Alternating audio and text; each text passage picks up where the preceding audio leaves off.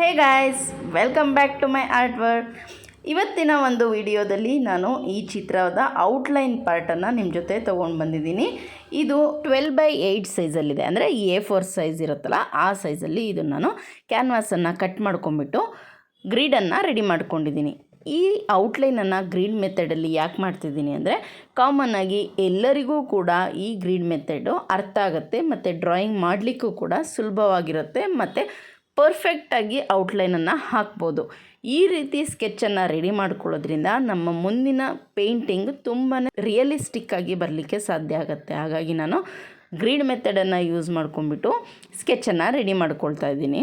ಹಾಗೆಯೇ ಯಾರೆಲ್ಲ ನನ್ನ ಚಾನಲ್ಗೆ ಫಸ್ಟ್ ಟೈಮ್ ವಿಸಿಟ್ ಮಾಡಿದ್ದೀರೋ ಅವರೆಲ್ಲ ಸಬ್ಸ್ಕ್ರೈಬ್ ಮಾಡ್ಕೊಳ್ದೆ ನೋಡ್ತಾ ಇದ್ದರೆ ಸಬ್ಸ್ಕ್ರೈಬ್ ಮಾಡ್ಕೊಳ್ಳಿ, ಪಕ್ಕದಲ್ಲಿರೋ ಬೆಲ್ ಬಟನನ್ನು ಕ್ಲಿಕ್ ಮಾಡಿ. ಹಾಗೆಯೇ ನನ್ನ ಈ ಔಟ್ಲೈನ್ ಡ್ರಾಯಿಂಗ್ ನಿಮಗೆ ಇಷ್ಟ ಆದರೆ ಲೈಕ್ ಮಾಡಿ, ಶೇರ್ ಮಾಡಿ, ಕಮೆಂಟ್ ಮಾಡೋದನ್ನು ಮಾತ್ರ ಮರಿಬೇಡಿ. ಇವತ್ತಿನ ಈ ಸ್ಕೆಚ್ಚು ಸ್ವಲ್ಪ ಸ್ಪೆಷಲ್ ಆಗೇ ಇದೆ ಅಂತೇಳಿ ಹೇಳ್ಬೋದು. ಯಾಕೆ ಅಂದರೆ ಇದು ಹನುಮಂತನ ಪೇಂಟಿಂಗ್ ಆಗಿರುತ್ತೆ. ಪೇಂಟಿಂಗ್ ಮಾಡೋಕ್ಕೋಸ್ಕರ ಸ್ಕೆಚ್ಚನ್ನು ರೆಡಿ ಮಾಡ್ಕೊಳ್ತಾ ಇದ್ದೀನಿ. ಇದರ ಪೇಂಟಿಂಗ್ ಭಾಗವನ್ನು ನೀವು ನೋಡಬೇಕು ಅಂದರೆ ನೆಕ್ಸ್ಟು ಇನ್ನೊಂದು 1 day 2 daysಲ್ಲಿ ನಾನು ಅಪ್ಲೋಡ್ ಮಾಡ್ತೀನಿ. ಅದನ್ನು ನೋಡಬೇಕು ಅಂದರೆ ಈ ನನ್ನ ಚಾನಲನ್ನು ಸಬ್ಸ್ಕ್ರೈಬ್ ಮಾಡ್ಕೊಂಡು ಇಟ್ಕೊಳ್ಳೋದನ್ನು ಮಾತ್ರ ಮರಿಬೇಡಿ. ನಿಮ್ಮಲ್ಲಿ ಯಾರಿಗಾದರೂ ಈ ರೀತಿ ಪೇಂಟಿಂಗ್ ಬೇಕು ಅಂತೇಳಿದ್ರೆ ನನ್ನ ಚಾನಲಲ್ಲಿ ಕಮೆಂಟ್ ಮಾಡ್ಬೋದು, ಇಲ್ಲ ಅಂಥೇಳಿದ್ರೆ ಇನ್ಸ್ಟಾಗ್ರಾಮಲ್ಲಿ DM ಮಾಡ್ಬೋದು. ನಿಮಗೂ ಕೂಡ ಇದೇ ರೀತಿ ಪೇಂಟಿಂಗ್ಸನ್ನು ರೆಡಿ ಮಾಡಿಕೊಡ್ತೀನಿ.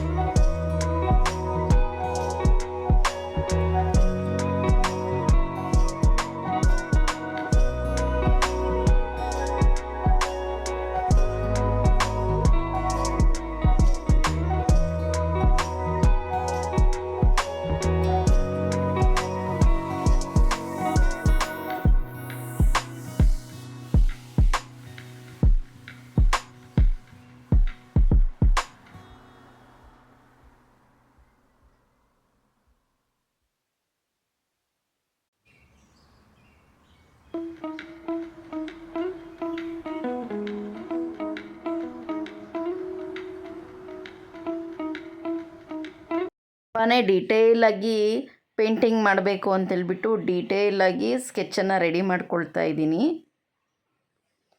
ಇನ್ನೇನು ಮುಗಿತಾನೆ ಬಂತು. ಬನ್ನಿ ಫೈನಲ್ ಲುಕ್ ಹೇಗಿದೆ ಅಂತೇಳಿ ನೋಡೋಣ.